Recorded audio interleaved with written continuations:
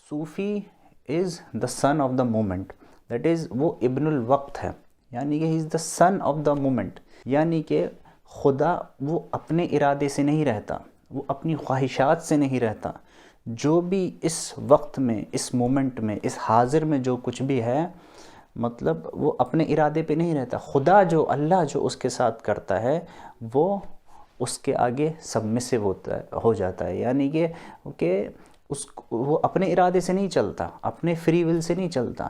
اللہ تعالیٰ جو اس کے ساتھ کرتا ہے اس حاضر کے اندر، مومنٹ کے اندر، وہ اس کے ساتھ چلتا ہے، اپنے ارادے کے ساتھ نہیں چلتا.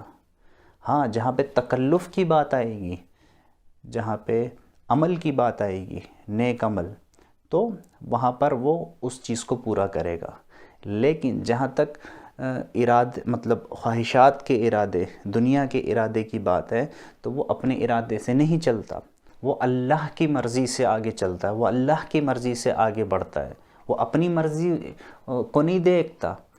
That is, he accepts the divine will, he accepts the divine decree, and he does not move out of his own will, out of his own desire. He does not act out of his own desire.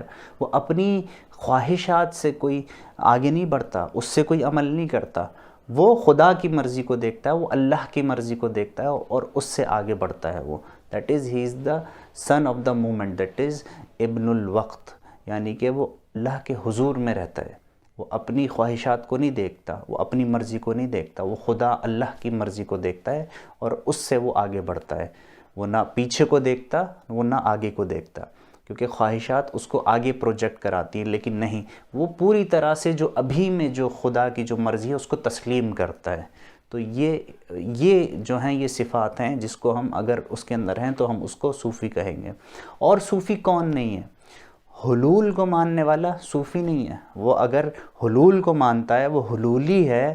اگر وہ حلول کو مانتا ہے کہ ہاں خدا انسان کے اندر حلول کرتا ہے تو وہ صوفی نہیں ہے. اسی طرح سے ترک شریعت کو ماننے والا، عمل کو نہ ماننے والا کہ کوئی عمل سے کیا ہو جائے گا، اچھے نیک اعمال سے کیا ہے، ان کو نہ ماننے والا، تکلف کو نہ ماننے والا، جو اللہ تعالیٰ نے انسان پر رکھا ہے اس کو نہ ماننے والا، تو وہ کیسے اس کو ہم صوفی بول سکتے ہیں؟ ان کو صوفی نہیں بول سکتے.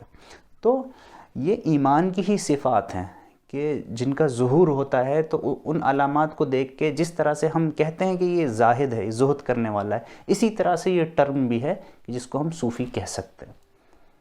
وما علینا الا البلاغ.